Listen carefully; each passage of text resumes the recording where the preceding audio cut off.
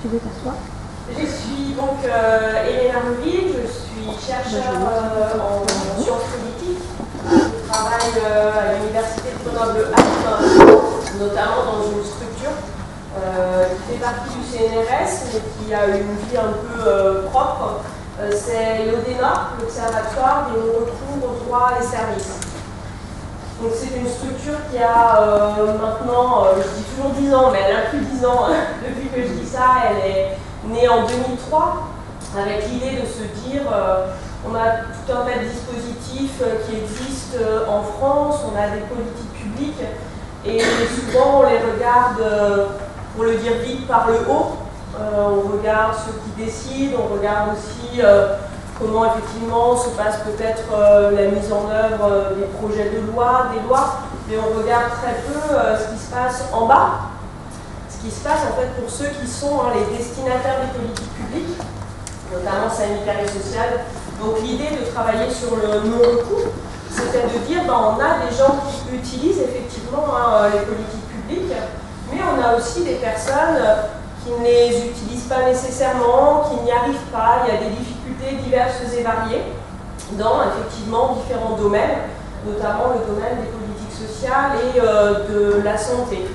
Donc voilà un petit peu pour expliquer quelle était notre démarche. C'était vraiment une envie de comprendre les choses différemment et de donner aussi la parole à des personnes qui ne l'avaient pas nécessairement pour entendre leur point de vue effectivement sur notre société.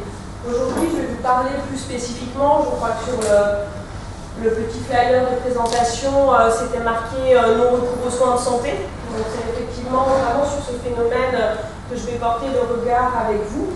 J'ai intitulé cette intervention « Renoncer à se soigner ». On va parler effectivement tout à la fois de renoncement aux soins et de non-recours aux soins. Je vais essayer peut-être de commencer par définir un petit peu ces phénomènes-là. Peut-être pour dire simplement en amont que ces phénomènes, qu'ils soient le renoncement ou le non-recours, pour nous c'est une manière de capter les difficultés d'accès aux soins dans notre pays. On entend beaucoup parler des inégalités sociales de santé. On sait effectivement qu'il y a des différences entre les catégories sociales. Aujourd'hui, un rapport d'ailleurs important est sorti qui montre que ces inégalités sociales, elles s'accroissent de plus en plus, des écarts de mortalité entre catégories notamment. Mais c'est vrai que c'est des phénomènes qui sont difficiles quelque part à appréhender. Donc travailler en fait sur des phénomènes comme celui du renoncement ou du non-recours, ça nous donne une porte d'entrée dans les inégalités sociales de santé, en essayant de regarder un petit peu quel visage prennent dans notre pays aujourd'hui les difficultés d'accès aux soins. Renoncer à des soins, pour nous, ça veut dire qu'il y a des personnes qui ont des besoins de soins, mais qu'elles n'arrivent pas à les satisfaire. C'est-à-dire des personnes, quand on les interroge, elles vont nous dire oui, effectivement, moi je pense que j'aurais besoin, je sais aussi que j'aurais besoin, parce que j'ai déjà eu des discussions avec des professionnels de santé, mais ce soin-là, pour différentes raisons, on en parlera, je ne peux pas effectivement le mettre en place. On fait une distinction, nous, c'est vrai que c'est peut-être un peu théorique, mais elle est pas importante cette discussion entre renoncement et non-recours. Pour nous, le non-recours, c'est effectivement des besoins de soins qui sont avérés par les professionnels de santé. Pourquoi en fait on fait la distinction? C'est que souvent on nous disait mais vous travaillez sur le renoncement aux soins, vous faites des enquêtes basées essentiellement sur la déclaration des personnes. Nous on avait quand même en tête l'idée que quand les personnes déclaraient des besoins, ces besoins finalement ils étaient très certainement avérés. Donc c'est pour ça qu'on a essayé un petit peu d'avoir des enquêtes qui comparaient le point de vue des personnes et le point de vue aussi de professionnels de la santé. On a fait ça notamment en 2014 dans le Gard, territoire, pour différentes raisons. La Caisse primaire d'assurance maladie de ce territoire s'est très fortement intéressée au renoncement aux soins. Et en fait, en comparant les deux phénomènes, en comparant le point de vue de personnes qu'on avait interrogées et de professionnels médicaux, finalement, on s'est rendu compte qu'il y avait une très forte homologie entre les phénomènes, c'est-à-dire que 94% des besoins de soins qui étaient déclarés comme renoncés par les personnes avaient une justification médicale. Donc pour nous, c'était un résultat extrêmement important parce que ça nous permettait de dire, en fait, ces besoins de soins, si personne n'y répond, s'ils ne sont pas pris en charge, ça veut dire que potentiellement l'état de santé de la personne que continuer à se dégrader, que le problème de santé, il devrait être pris en charge, et s'il ne l'est pas, ça peut peut-être avoir effectivement une incidence sur la santé de la personne et sur différentes dimensions de sa vie. Donc ça, c'est une petite distinction qui nous paraissait, nous, importante, et c'est quelque chose, effectivement, qu'on garde en tête, que de se dire, dans des enquêtes massives, où l'on demande à des personnes de nous dire si elles ont des besoins de soins, en général, quand les personnes en parlent, c'est qu'il y a une réalité à ces besoins de soins-là. On fait aussi une distinction qui a émergé un petit peu au fil de nos travaux entre ce qu'on peut appeler du renoncement primaire, des personnes qui ne vont pas arriver à accéder, par exemple, à des soins généralistes, qui ne vont pas arriver à entrer quelque part dans le système de soins, et des renoncements finalement plutôt secondaires. Des personnes qui sont entrées dans le système de soins, qui ont eu une, première, deux consultations, mais qui ne vont pas arriver à poursuivre leur parcours. Et là, c'est vrai que c'est des choses effectivement qui nous intéressent parce qu'on parle beaucoup de rupture, de non-observance. Très souvent, on ne regarde pas de près les causes, on dit beaucoup de choses qui ne sont pas tout à fait exactes sur le pourquoi de ces abandons parfois.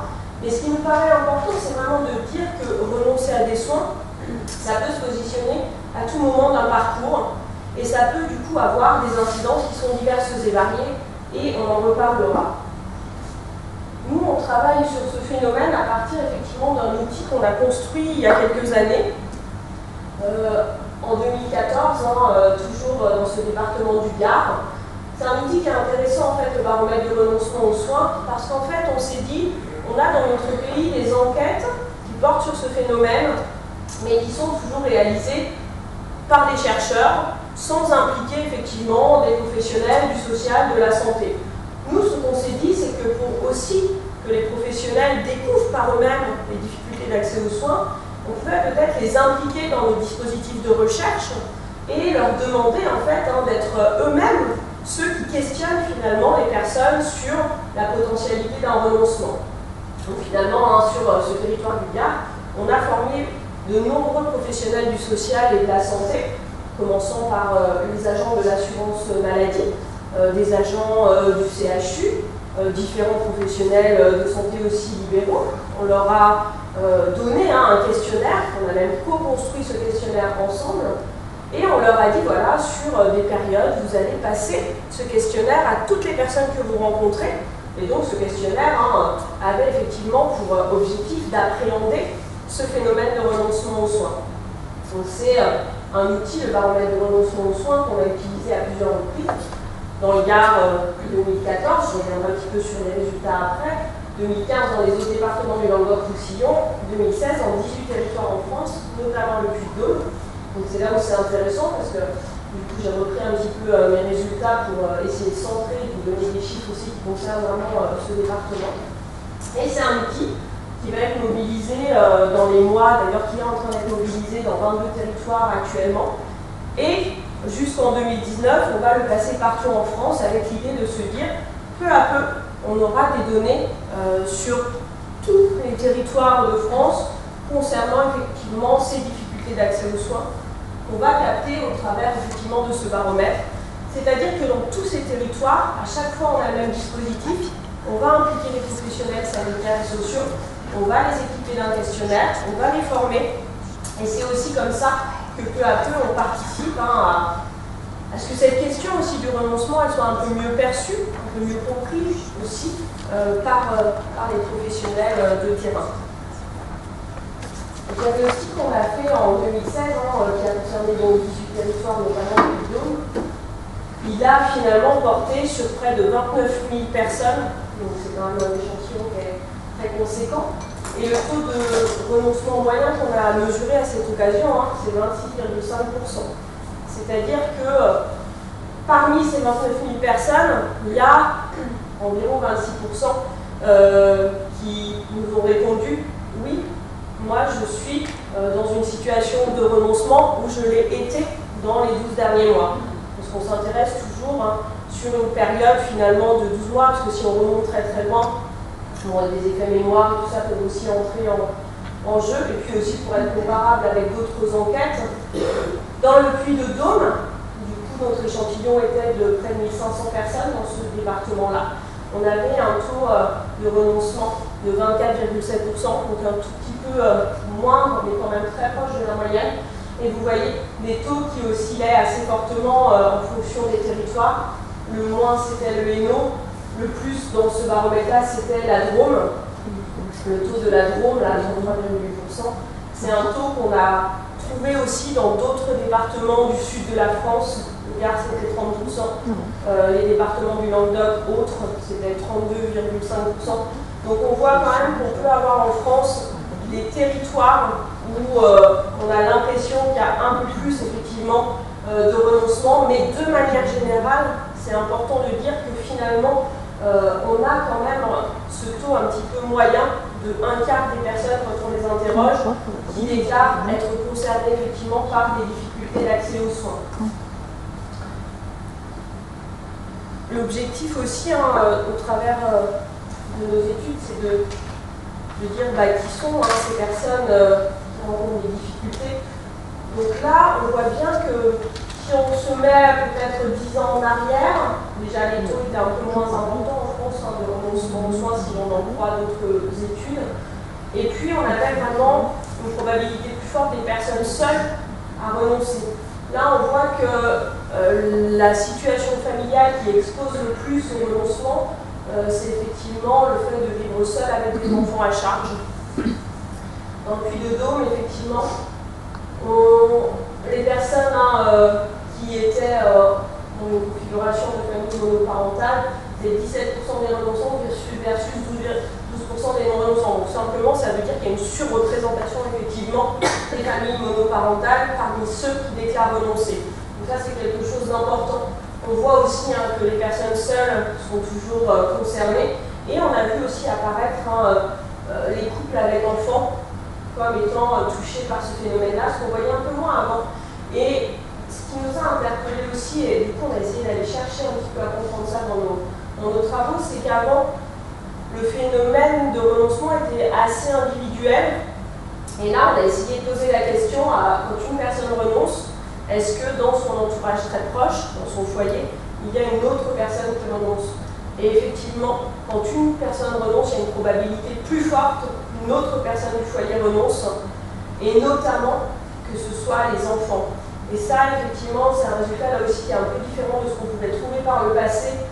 Et quand on discute de manière plus qualitative avec les personnes, parce que c'est aussi ça notre travail, on fait des enquêtes quantitatives, mais on a fait près de 500 entretiens sociologiques avec des personnes en renoncement.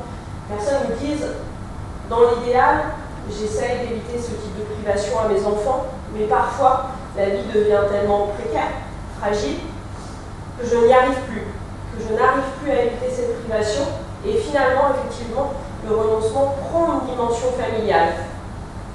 Et on voyait notamment, et on en reparlera quand on verra l'objet du renoncement, des problématiques assez fortes de santé bucco-dentaire qui commençaient effectivement très très jeunes.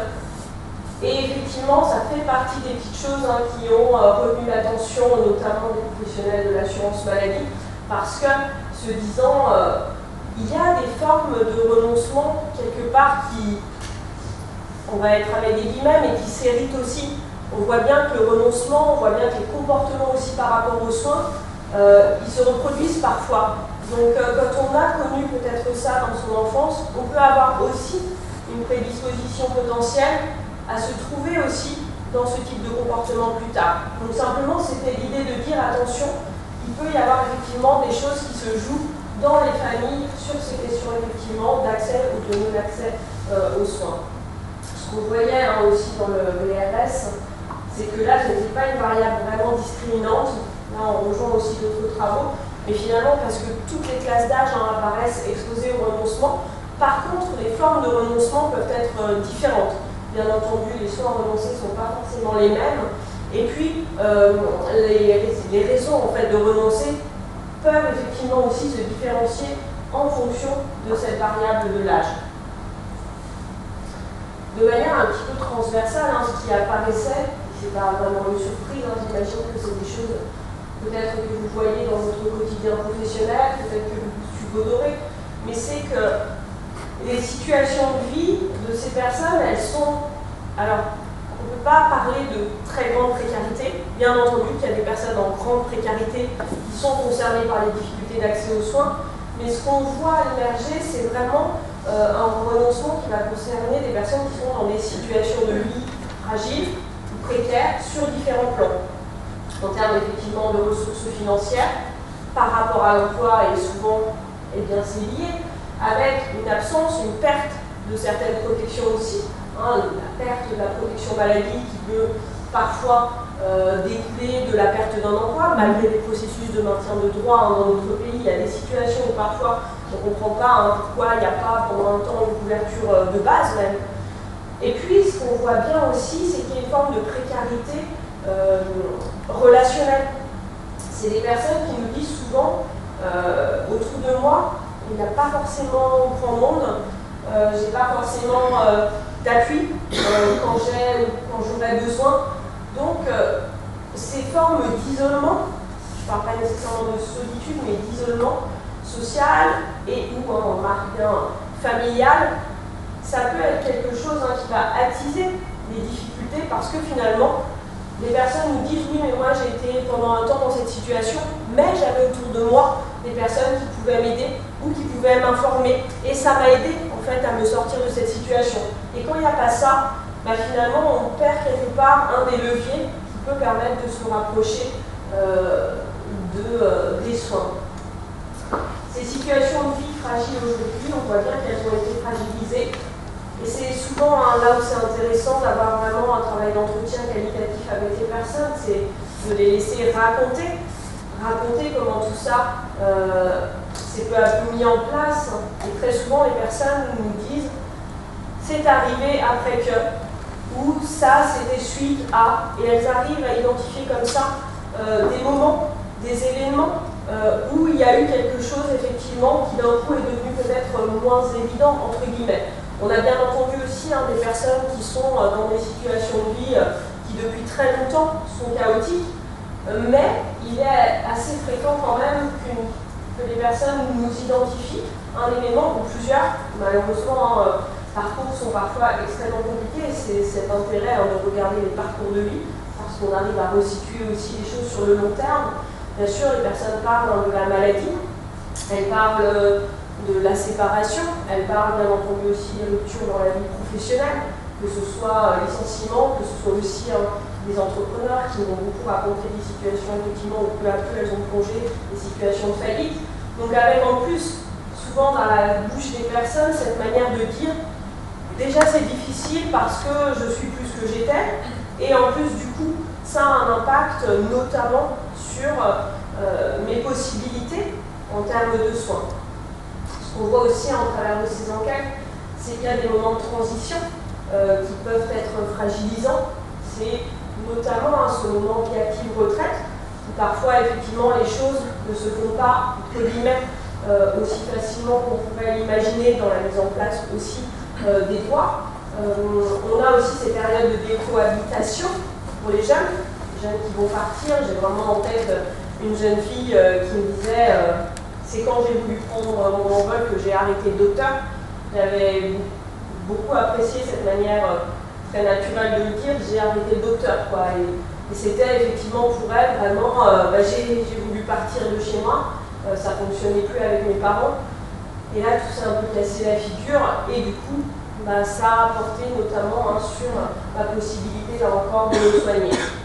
Pas mal de personnes aussi qui me parlent de cette transition vie étudiante, vie active, avec là encore des protections qui parfois ne sont pas en place.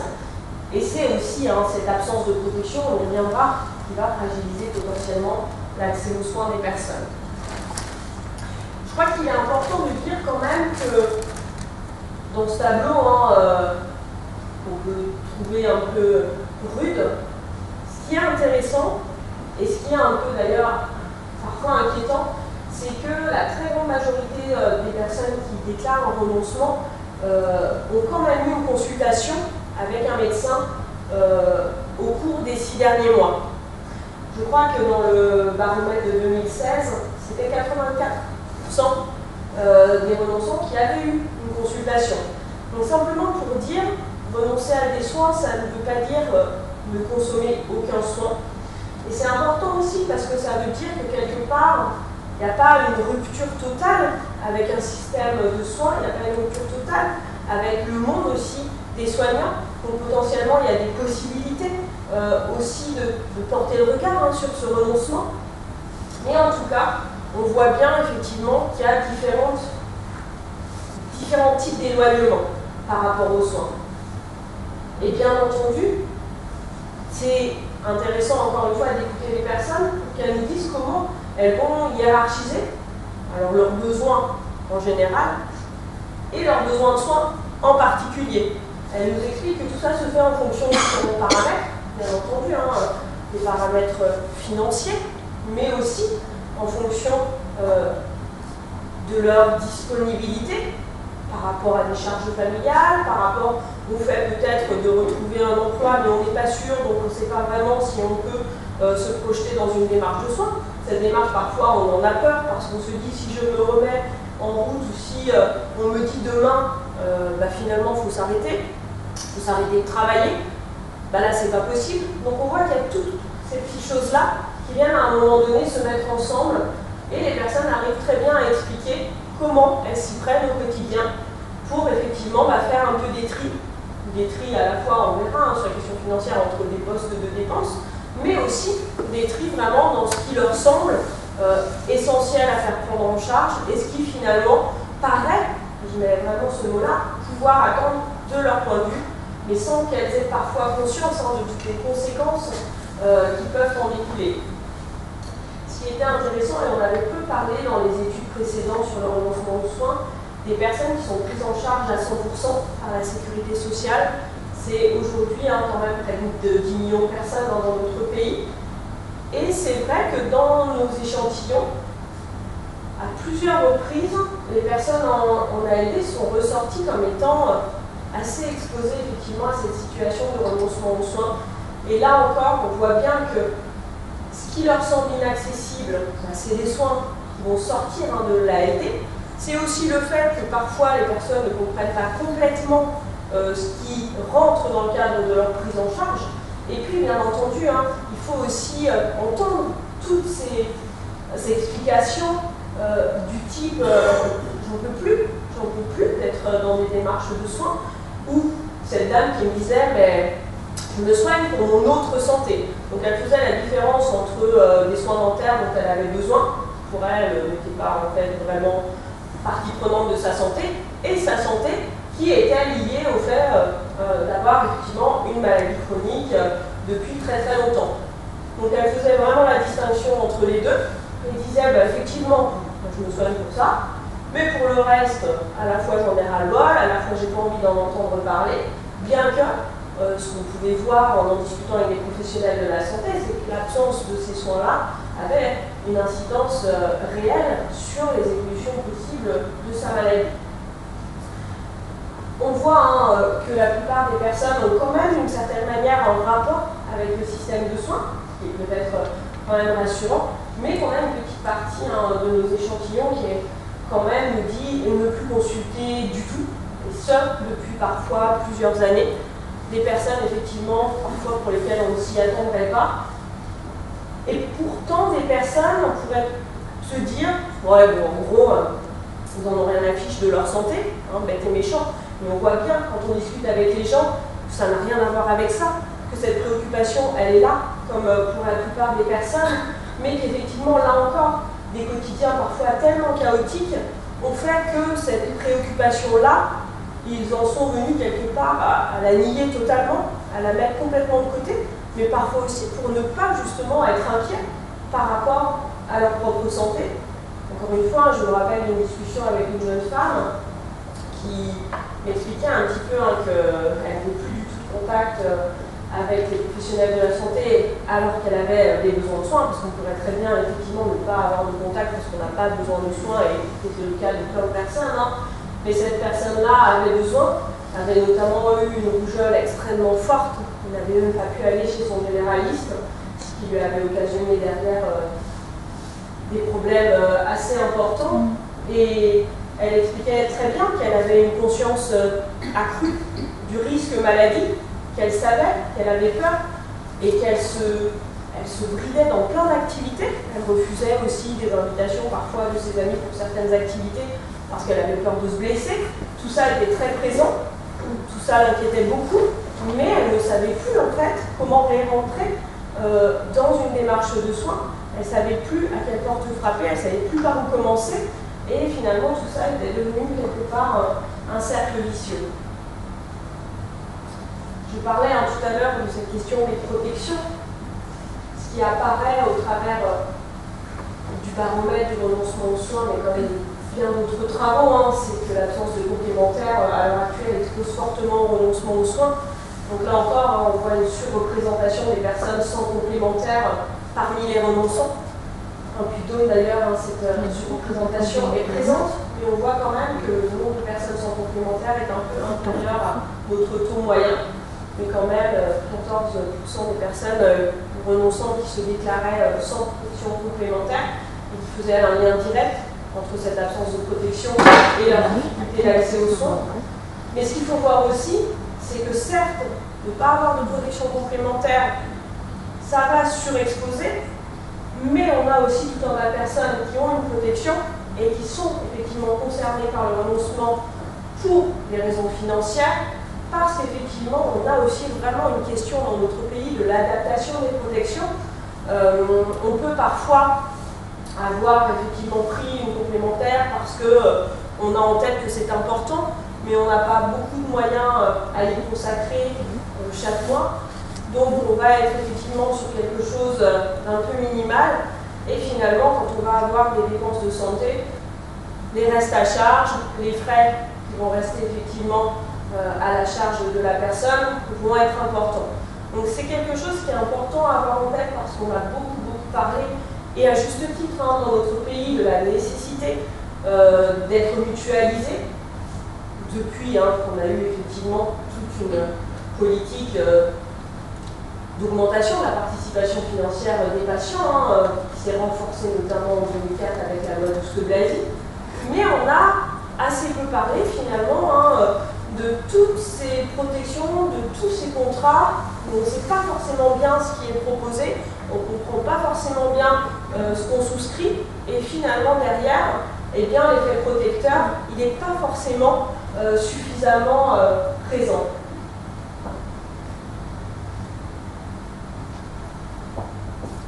On a un petit peu déroulé notre scénario. Ce qu'on a essayé de regarder, là encore, on n'est absolument pas précurseur, plein d'autres travaux l'ont fait, mais l'idée était vraiment aussi d'avoir d'autres méthodologies pour approcher ce phénomène de renoncement. Ce qui est effectivement déclaré comme étant le plus renoncé, sans surprise, ce sont les soins dentaires prothétiques. 38% des renonçants de notre échantillon se trouvaient en difficulté par rapport à de tels soins. Puy-de-Dôme, un peu moins, 31%. Ce qui nous a quand même surpris pour le coup, on savait un peu, mais ce qui du coup, là aussi, vient montrer qu'on méconnaît très souvent notre système d'assurance maladie, notamment, c'est que les soins dentaires conservateurs sont aussi des soins extrêmement renoncés. On n'est pas très loin en termes de taux des soins dentaires prothétiques. Alors même que finalement, si on regarde les taux de prise en charge des soins dentaires conservateurs par l'assurance maladie de base, et si on a une complémentaire par la complémentaire, finalement, on peut obtenir des remboursements qui peuvent être satisfaisants. Mais on voit bien, quand on en discute avec les personnes, qu'il y a un amalgame qui se fait un peu. Les soins dentaires, c'est cher. Donc finalement, on ne fait plus forcément de différence entre des soins, effectivement, qui seraient des soins au long cours ou des soins d'une carie qui peut effectivement dégénérer, et puis effectivement quelque chose qui pourrait être de l'ordre d'un soin dentaire plus technique. Les personnes aussi ont peur, en fait, si elles engagent un soin dentaire conservateur, de se retrouver derrière avec la nécessité, effectivement, de mettre une couronne. Parfois, une couronne pour des personnes, effectivement, ça peut être des restes à charge qui sont trop difficiles à assumer, voire plus, effectivement. Donc, on voit bien qu'il y a quelque chose qui se joue sur cette catégorie de soins-là, avec des discussions d'ailleurs qui sont en cours au niveau national entre l'assurance maladie et les chirurgiens dentistes pour essayer de voir comment on pourrait effectivement essayer de revaloriser peut-être les soins consommateurs pour éviter ces renoncements à des soins qui peuvent avoir un impact très fort sur la santé. Les infections bucco-dentaires, on en discutait avec, on a une étude avec un CHU, le nombre de personnes qui sont hospitalisées pour des endocardites, infections cardiaques, ce genre de choses qui ont découlé effectivement de problématiques dentaires non soignées, c'est pas marginal. Donc on voit bien comment incidemment une absence de certains soins qu'on peut penser, on peut les repousser, et finalement derrière on va se retrouver avec des problématiques de santé plus importantes. Arrivé ensuite les consultations en ophtalmologie. Alors vous verrez, après on parlera des causes, donc quand on relit un petit peu les choses, on voit un petit peu les différents types de problèmes. Là on va aussi être sur des questions vraiment de délai pour avoir des rendez-vous. On avait, et c'était lié, les achats de lunetterie et d'optique. Arrivaient assez rapidement derrière les consultations chez un spécialiste, et ce qui était quand même plus inquiétant, tant que le reste ne soit pas, c'est tout est finalement assez interpellant, mais les consultations chez un généraliste étaient déclarées comme renoncées par près de 13% de non-renonçants. Vous expliquez effectivement très bien les différentes raisons de ça. On voyait bien aussi des différences en fonction des territoires. Certains territoires, effectivement, où on avait quand même un renoncement assez prononcé à des actes chirurgicaux. Et si on recoupait ça un petit peu avec aussi les tarifs pratiqués par les professionnels sur certaines aires géographiques, on pouvait trouver le potentiel, je dis, élément d'explication pour pouvoir avoir de certitude. Sur les causes, on a esquissé un petit peu les choses. Ce qui arrive bien entendu en premier dans la bouche des gens, c'est les causes financières. Vous voyez, 59%, on parlait des restes à charge. Alors, les gens se mélangent un peu les pinceaux. Ce qu'ils mettent sous le terme reste à charge, c'est beaucoup de choses différentes. Ils incluent notamment là-dedans les dépassements d'honoraires. Une bonne partie des personnes qui me parlaient de la difficulté à faire des avances de frais, notamment quand il y a plusieurs avances de frais à faire successivement sur une petite période. Là, une déstabilisation très importante des budgets. Ce qui est important de voir, c'est que ces causes financières, il faut les resituer par rapport au contexte de vie et à cette question qui est assez prégnante dans nos pays aujourd'hui, c'est celle des restes pour vivre. Finalement, c'est qu'est-ce qui reste aux personnes au bout du mois, une fois qu'elles ont payé toutes leurs charges fixes. Au bout du compte, quand on fait l'exercice, on l'a fait avec une partie de notre échantillon, beaucoup de personnes disent qu'il ne reste rien, ou il reste effectivement moins de 100 €. Donc c'est là aussi où derrière tout ce jeu des priorisations, jeu avec des guillemets, va se mettre en place. Parce que finalement, cette somme-là, ce qui nous reste, est-ce qu'on peut le consacrer effectivement à des dépenses de santé dont on aurait besoin? C'est pas forcément sûr. Est-ce qu'on peut le consacrer à se payer une complémentaire? C'est pas sûr non plus.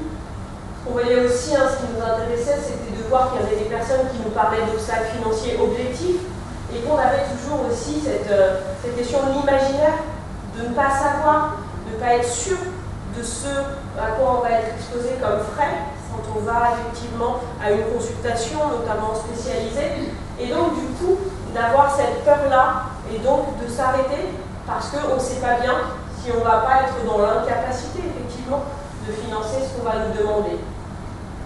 Donc on voit bien qu'il y avait quand même ce gros bloc cause financière, arrivé ensuite pour 12% des personnes, les délais d'attente pour avoir des rendez-vous. Vous voyez que ce taux est quand même nettement plus élevé dans le Puy-de-Dôme. La disponibilité des personnes, plus élevée aussi dans le Puy-de-Dôme, et je crois que quand on regarde les choses de près, on voit aussi quand même que c'est une explication qui est un peu plus apportée par les personnes seules avec charge d'enfants, qui nous explique bien que le jonglage quotidien, il concerne aussi leur planning et effectivement l'impossibilité parfois de faire rentrer ces actes de soins dans les emplois du temps qui sont déjà effectivement surchargés et parfois assez fluctuants parce qu'effectivement parfois des horaires de travail assez décousus ou des contrats précaires où on travaille à un moment donné, on ne travaille pas à un autre, donc on ne sait pas bien à quel moment on va pouvoir positionner le soin. Disponibilité, j'entends vraiment ça comme une disponibilité matérielle, mais une disponibilité aussi dans les têtes. Les personnes expliquent très bien comme elles ne sont parfois pas effectivement en disposition de se faire soigner ou d'entrer dans cette démarche de soins, ne serait-ce que de prendre le téléphone.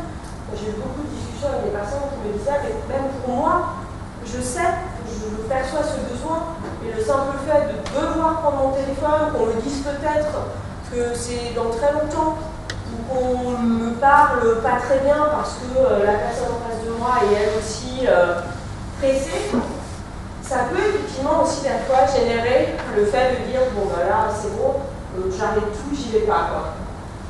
On a aussi cette question des problématiques d'éloignement géographique par rapport à l'offre de soins, là encore, plus prégnante sur certains territoires, et où, je mets ça ensemble, de mobilité, parce que là aussi les personnes nous ont parlé du fait qu'elles n'avaient pas forcément moyen de transport, ou qu'elles en avaient un, mais que mettre de l'essence c'était pas toujours possible à tous les moments du mois. Donc on voit bien en fait comment toutes ces causes, si on regarde de près, elles s'articulent, les choses viennent s'entremêler, comment effectivement des causes financières viennent aussi expliquer ou être expliquées par l'éloignement de l'offre de soins, comment les délais d'attente, le fait qu'on dise à une personne, finalement ce sera dans 6 mois, et la personne nous dit très bien, mais moi dans 6 mois je ne sais pas en fait si j'aurai le budget disponible.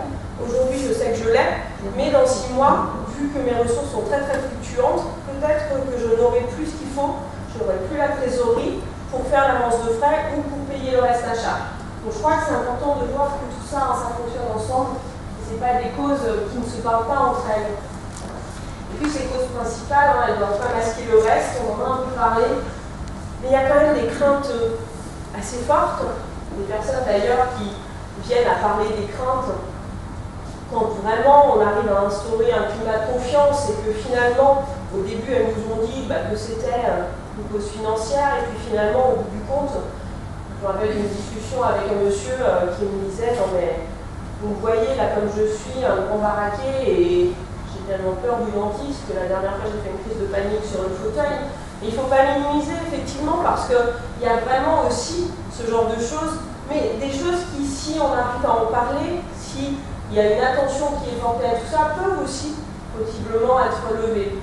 Attitude, comportement, par rapport effectivement, on l'a dit, au risque maladie, au fait de demander. C'est quelque chose qu'on met beaucoup en exergue dans les travaux en général, sur le non-recours au droit, se positionner comme demandeur, oser exprimer un besoin. C'est pas forcément une évidence folle pour tout le monde, et ça peut effectivement générer derrière des difficultés qui vont avoir des conséquences sanitaires. Nous, en tout cas, ce qui nous paraît intéressant et essentiel d'ailleurs, c'est vraiment de repositionner un petit peu ces difficultés d'accès aux soins dans des contextes de vie actuels, mais par rapport à des trajectoires de vie. Parce que, effectivement, qu'on vienne d'ici ou d'ailleurs, on a aussi potentiellement une culture différente du soin, on a un rapport au corps qui n'est pas nécessairement le même. On a des expériences de santé qui sont diverses et variées, et c'est aussi des choses que les personnes apportent quand elles nous parlent de leurs difficultés d'accès aux soins. Simplement, c'est pour dire que dans tout ça, il y a des causes sur lesquelles certains acteurs peuvent agir, d'autres pas. Parfois, ensemble, on peut arriver à agir sur différentes choses et à, au bout du compte, remettre une personne dans une démarche de soins. Mais disons qu'il n'y a pas, face à ça, le professionnel ou l'acteur qui serait en capacité de tout résoudre. Et finalement, ce qui nous intéressait dans tout ça, c'était de dire que chacun, à un moment donné, en interaction avec les personnes, peut participer, même sans s'en rendre compte parfois, à lever certaines des difficultés qui peuvent se positionner sur un parcours de soins et de santé. Une problématique que nous, on a trouvée transversale et du coup qui nous a amené derrière à expérimenter des dispositifs de lutte contre le renoncement, c'était vraiment les difficultés des personnes à naviguer. C'était vraiment ça dont elles nous parlaient dans le système de protection maladie et de soins. Les personnes qui étaient paumées, qui étaient perdues, alors soit parce qu'elles étaient trop dedans et qu'elles finissaient par plus rien y comprendre, soit parce qu'elles étaient, on l'a dit, en dehors et qu'elles ne savaient plus comment raccrocher, mais en tout cas, elles nous disaient effectivement avoir besoin d'informations, d'explications, de conseils, d'incitations. Et nous, ça, c'est tout ce qu'on a mis sous ce terme, sous cette expression de besoin de guidance. On ressentait effectivement des besoins d'être guidés, d'être accompagnés très fortement pour arriver parfois à renouer avec des soins.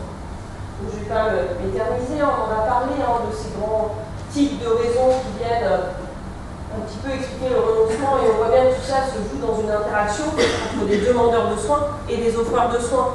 Et ce qui est intéressant, c'est de dire qu'on peut travailler des deux côtés quelque part. On peut effectivement avoir une démarche d'accompagnement des personnes en renoncement, on peut les aider à raccrocher avec leurs droits, on peut parfois ouvrir des droits à la CMUC, dire que l'ACS ça existe, aider la personne à avoir un contrat complémentaire adapté.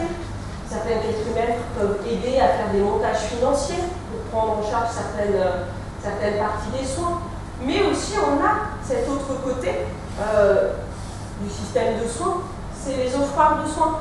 Et on voit bien comment tout un dispositif parfois de formation, comment tout un temps de sensibilisation à ces problématiques-là peut aussi aider les offreurs de soins, ne serait-ce qu'à avoir conscience du fait que même des patients qui sont chez eux peuvent être effectivement dans des situations de renoncement, que des personnes à qui ils ont prescrit des soins peut-être ne vont pas oser le dire, qu'elles ne vont pas les faire.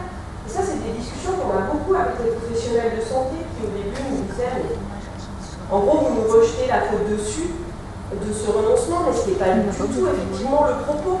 Le propos était simplement de dire, à un moment donné, ce sont des difficultés qui peuvent exister, où qu'on soit en tant que professionnel, on peut peut-être poser le regard et on peut peut-être participer à faire avancer effectivement la personne dans sa démarche de soins.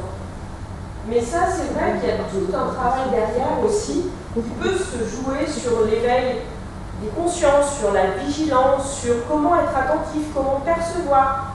Parce que bien souvent, ce qu'on remarque aussi, c'est que vous n'allez pas croiser la personne et elle va vous dire oui, c'est vrai, j'ai une difficulté d'accès aux soins et j'explique très très bien.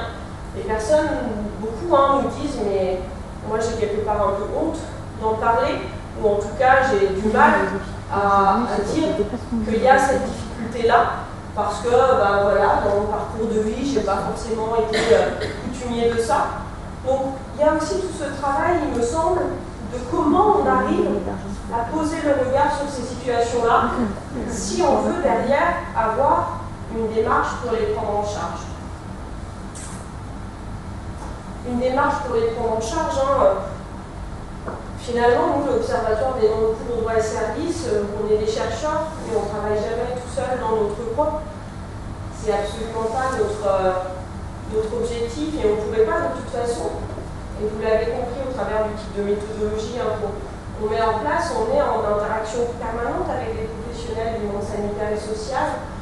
Et on a fait tout ce travail autour des baromètres du renoncement aux soins avec l'assurance maladie, avec d'abord une caisse primaire, et puis 4, et puis 21, et puis à l'horizon 2019 avec toutes les caisses primaires de France, puisqu'on a contribué effectivement à mettre en place, face à cette réalité du renoncement, ce que vous connaissez peut-être, puisque ça existe dans le Puy-de-Dôme, c'est les plateformes d'intervention pour l'accès aux soins et à la santé, les PILAS, des dispositifs effectivement d'accompagnement à la réalisation des soins, dispositifs effectivement où les caisses primaires tentent de s'organiser pour détecter de manière régulière effectivement avec des partenaires sur les territoires les personnes en renoncement, de manière effectivement à mettre en face de ces situations des offres d'accompagnement qui vont amener effectivement à actualiser des protections, à ouvrir des droits, qui vont amener aussi à guider justement les personnes dans l'offre de soins, à leur donner des informations sur les tarifs aussi des soins. Donc on voit bien que typiquement ce genre de dispositif, ça a cette vocation de sécuriser un peu les situations par rapport au risque maladie, en travaillant notamment à l'effectivité des droits. Ça c'est un vrai débat dans notre pays, on a des droits qui sont constitutionnellement garantis, on a des droits théoriques, mais quid finalement de leur effectivité? Est-ce que ces droits ils aident concrètement les personnes pour lesquelles ils ont été mis en place? Donc finalement on voit bien qu'il peut y avoir une démarche aussi, une réflexion en tout cas, sur l'effectivité des droits en matière de santé. Finalement, le discours derrière, c'est de dire, et ça c'est aussi une discussion qu'on a eu beaucoup avec les acteurs, qui nous disaient, mais lutter contre le non-recours, lutter contre le renoncement, c'est dépenser plus alors qu'on ne peut pas. Et finalement, effectivement, après un peu un travail aussi de réflexion, c'était de se dire, oui, mais aujourd'hui, aider des personnes à raccrocher, à se remettre dans une dynamique de soins, c'est potentiellement aussi éviter demain des problématiques de santé plus importantes et la dégradation effectivement de l'état de santé sanitaire d'une partie de la population. Et ça participe finalement d'atténuer les conséquences qui sont individuelles du renoncement, mais qui sont aussi collectives. Et ça, c'est vrai que c'est quelque chose qu'on a essayé d'appréhender au travers de nos travaux. Les travaux précédents sur le renoncement parlaient beaucoup des causes, mais parlaient très peu des conséquences pour les personnes. Et nous, on s'est dit, mais si on interroge les personnes, elles vont pouvoir nous en parler de ces conséquences. Et on voit effectivement qu'elles parlent de différents types de conséquences.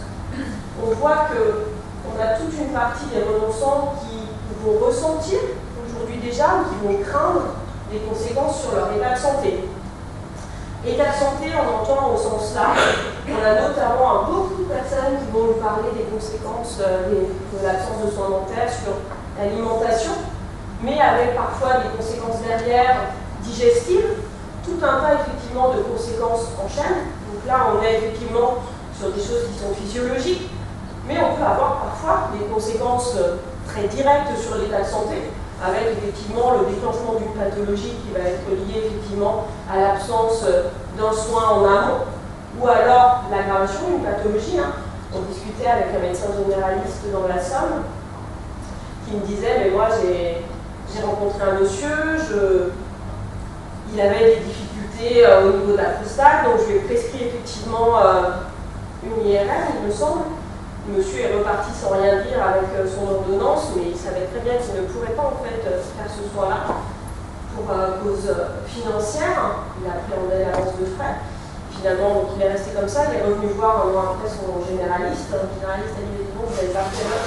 Et là, à ce moment-là, effectivement, il s'est rendu compte qu'il fallait l'orienter directement vers quelqu'un qui n'allait pas effectivement donc, faire de dépassement. Et là, le cancer était présent, était à un stade très avancé. Et cette personne, effectivement, a un pronostic vital qui a derrière été engagé.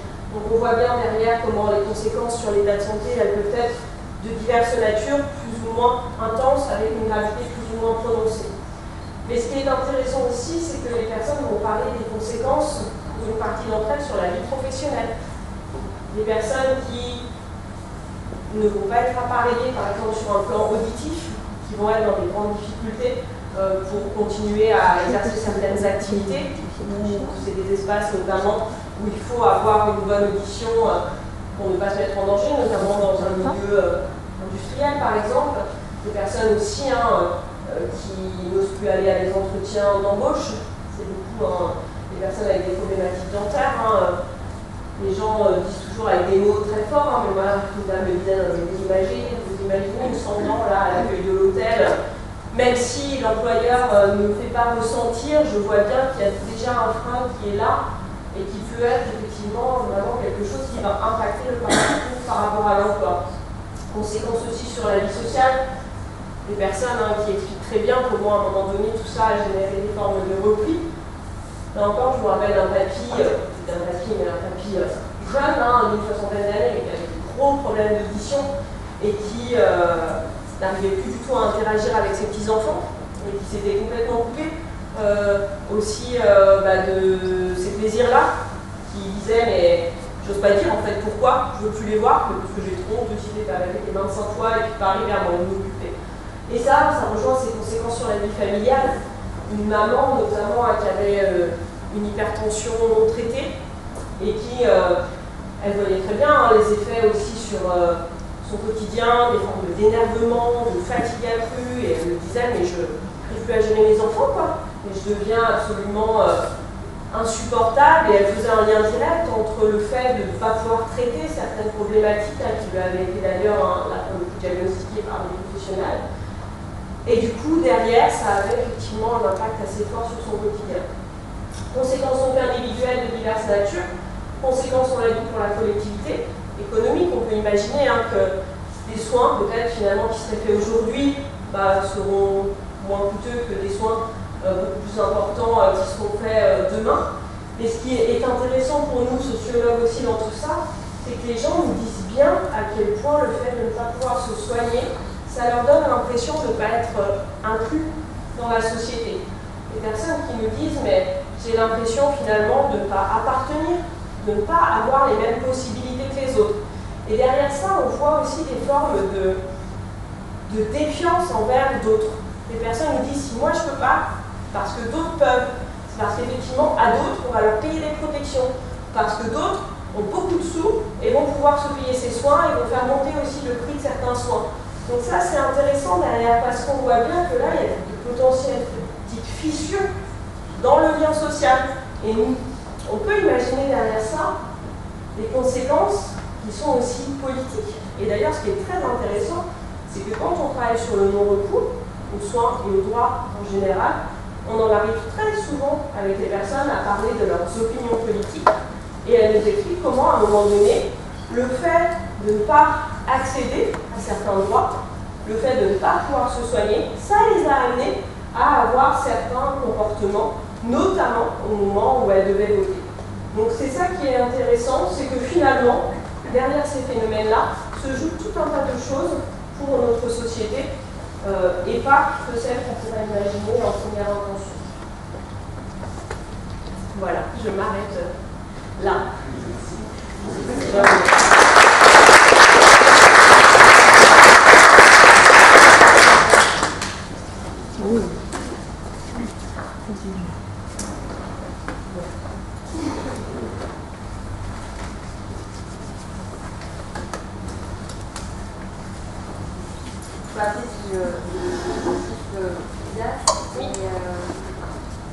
Malheureusement, il y a personne qui l'a fait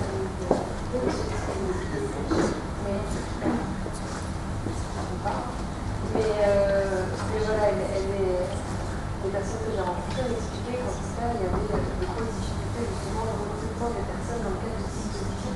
Parce que ce dispositif existe, il est plutôt récent. On suppose que les gens du territoire, les partenaires professionnels aussi s'orientent les gens directement vers le dispositif. Mais c'est vrai que pour l'heure, malgré le fait qu'il y ait un quart de personnes quasiment en situation de renoncement aux soins, c'est encore très difficile soit de bénéficier de ce dispositif, ou sinon d'avoir les informations pour y accéder.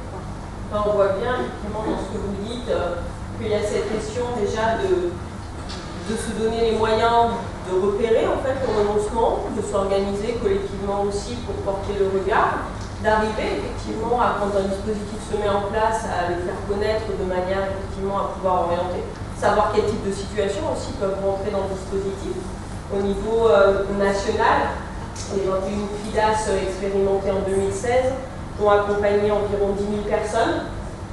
Dans le Puy-de-Dôme, on en était à, on va dire, un peu plus d'une centaine. Donc on était effectivement dans une démarche d'expérimentation, avec bien entendu l'idée de se dire caisse primaire d'assurance maladie, on essaye de lancer la machine, mais bien entendu il faut qu'on arrive à impliquer tout un tas de professionnels autour de nous, sachant que dans le Puy-de-Dôme, en plus, ce dispositif a été lancé sur Clermont-Ferrand et l'Aglo, donc n'avait au départ pas vocation à être ouvert aux autres territoires du département. Donc vous avez tout à fait raison de dire qu'il y a l'intention, il y a l'idée.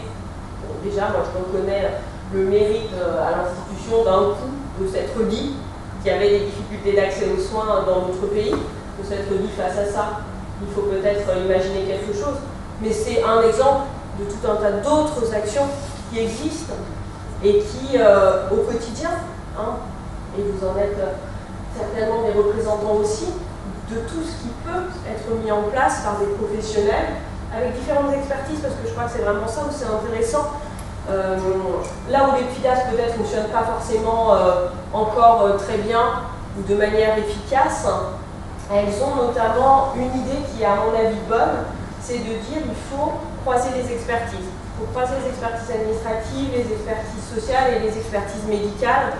Et c'est effectivement ensemble que d'une part on va arriver à détecter le renoncement, parce que finalement les professionnels, un travailleur social, un médecin, un agent d'accueil ne va pas porter le regard sur le même type de renoncement, ne va pas regarder aussi les choses peut-être avec la même compétence, avec la même qualification, du coup ne va pas faire entrer peut-être mettre dans un dispositif le même type de personnes. Et là où c'est intéressant aussi, c'est derrière, quand on essaye d'accompagner, comment différents professionnels avec des formations aussi parfois très différentes, mais ils peuvent apporter quelque chose et peuvent avoir une lecture aussi de la situation qui va être complémentaire.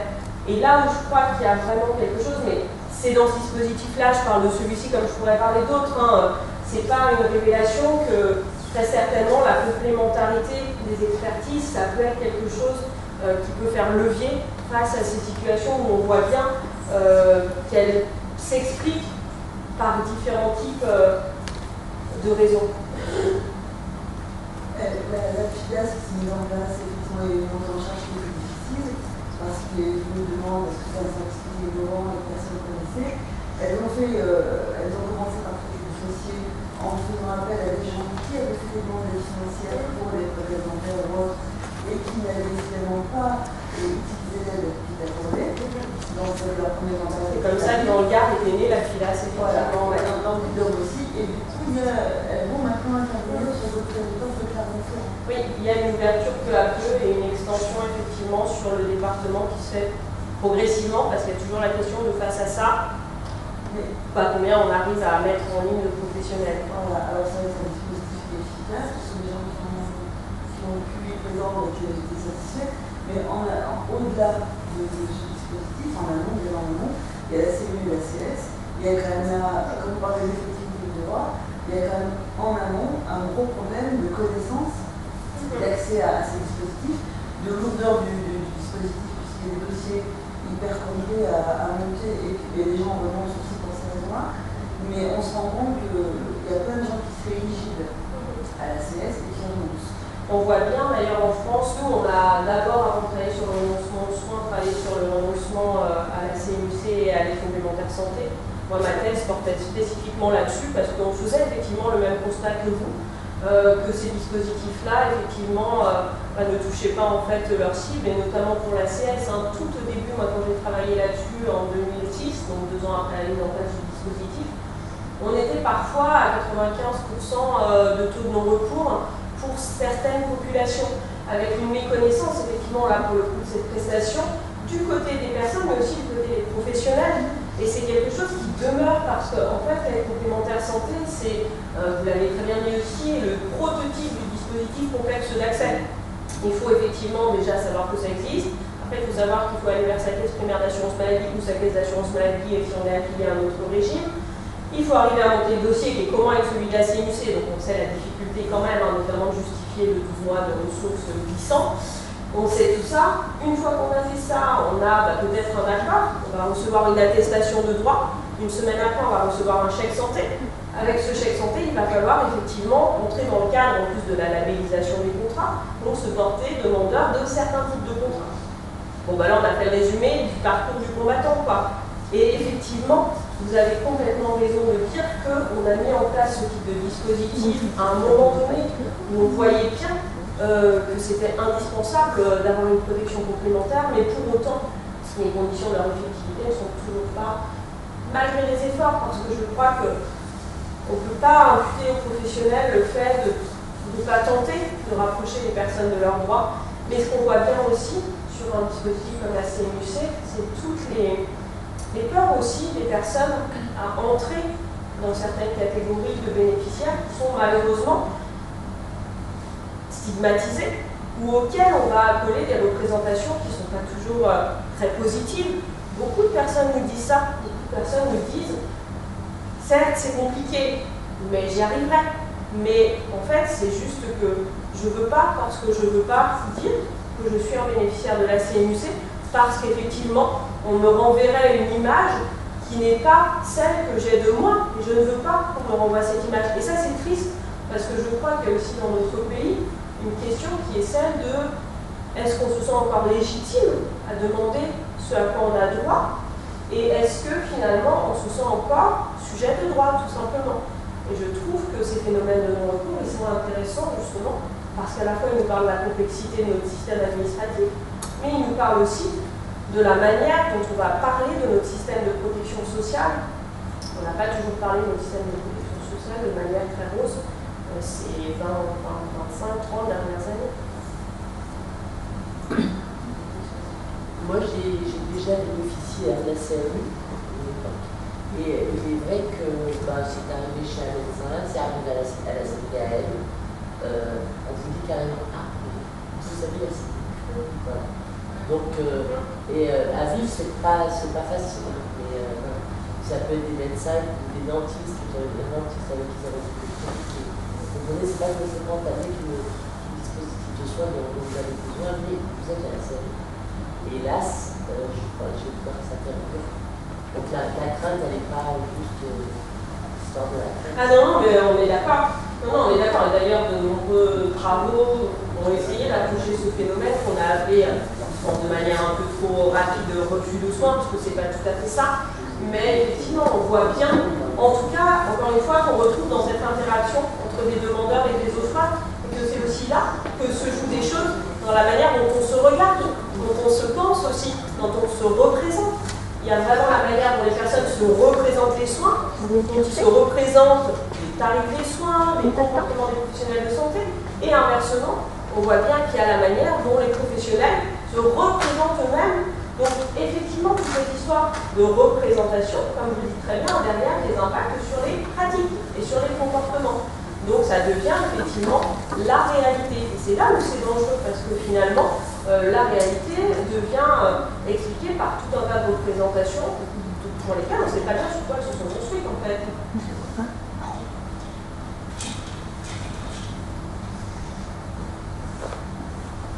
Sur la peur d'attraper une maladie, le RMI, un truc comme ça. C'est peut-être ça,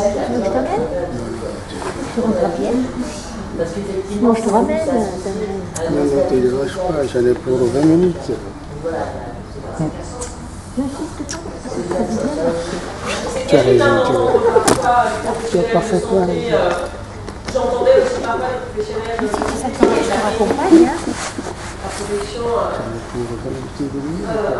matériel intensif, qui a quand même été un de nos premiers outils de santé publique dans notre pays, qui était au départ pensé pour être universel, qui a permis aussi des avancées majeures. C'est des professionnels aujourd'hui, quand une femme effectivement Si peu, je venais te chercher, si tu n'es pas sûr. on en rend compte dans les discussions avec les professionnels, ils disent non, le jour, ah ben non, la clinique, vous n'aurez jamais à faire, c'est pour les cassos. N'hésite pas, ça me Là dérange aussi, pas. à un moment donné, il faut qu'on s'interroge collectivement sur comment on a pu se laisser se construire de telles représentations, comment aussi on peut les déjouer. Et là, quand je parlais tout à l'heure de la question de la formation, la question de la sensibilisation à certaines questions, c'est une discussion qu'on a beaucoup au sein de l'université Grenoble-Alpes, de se dire comment, à un moment donné, on peut arriver aussi à mettre en place des modules de formation qui soient un peu plus conséquents que ce qui existe dans les cursus médicaux, pour parler aussi de la précarité, parler des protections aussi qui sont destinées aux personnes qui, à un moment donné, sont en situation de précarité, et pour en reparler de manière positive, de dire effectivement, c'est pas la CMUC, c'est pas parce que je suis un moins que rien. La CMUC, c'est parce qu'à un moment donné, effectivement, je suis dans une situation de besoin, que ce dispositif-là peut aussi être ce qui va permettre le rebond pour continuer à avancer. Donc c'est là aussi où on a tout un discours à repenser sur notre état social et sur ce pourquoi on veut faire des dépenses sociales. Et ça, je crois que c'est quelque chose de majeur, parce que tant qu'on n'aura pas un discours qui sera de dire ces dépenses-là, si tant est qu'elles soient bien faites, il ne s'agit pas de dire qu'il n'y a pas d'un côté des abus, il n'y a pas effectivement, simplement il y a des droits, ils peuvent être bien utilisés, et de bien les utiliser, ça peut être un levier assez fort pour lutter contre la pauvreté, et pour effectivement derrière avoir une société qui collectivement peut-être va mieux. Mais là c'est bien au-delà de ce qu'on peut faire chacun, c'est aussi une manière de parler de l'état social à un niveau qui est à la fois médiatique et politique.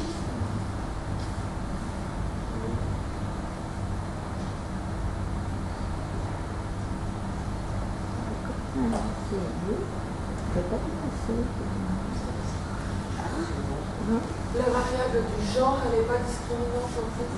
Si, vous avez tout à fait raison de le dire. Toutes les études, pas que les nôtres, montrent que les femmes apparaissent effectivement souvent plus représentées parmi les renonçants.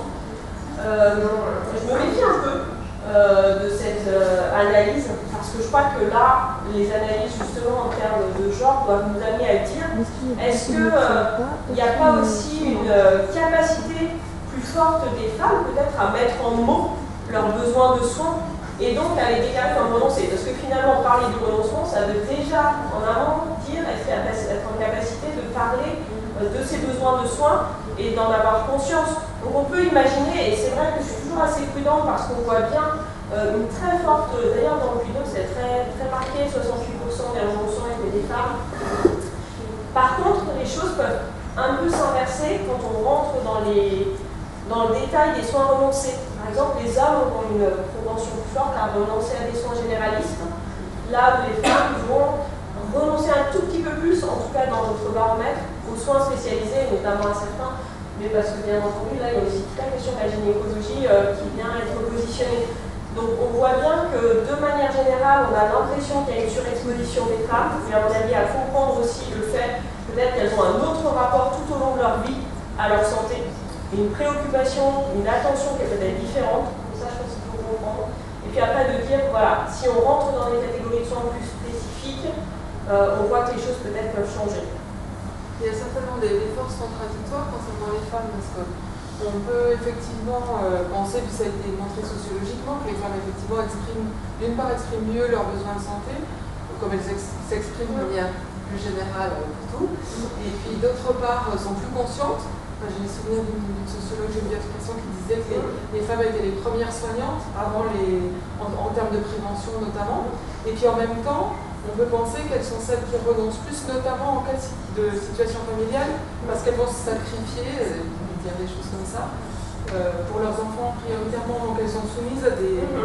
Oui, des injonctions contradictoires. Et on voyait bien, notamment si on regardait, si on fait une analyse sexuée des causes, les causes financières sont à peu près également réparties entre les hommes et les femmes, mais par exemple la question de la disponibilité est notamment plus présente chez les femmes effectivement qui vont nous dire plus souvent, c'est vraiment parce que je suis seule aussi avec les enfants, donc on voit bien que là aussi ça vient amener d'autres réflexions sur notre société qui va aussi peut-être plus confier des enfants à leur maman. On peut tout imaginer, hein, les liens qui se font, mais on voit du coup, vous avez tout à fait raison de dire que ça peut interagir avec les explications du renoncement et du coup les conséquences aussi.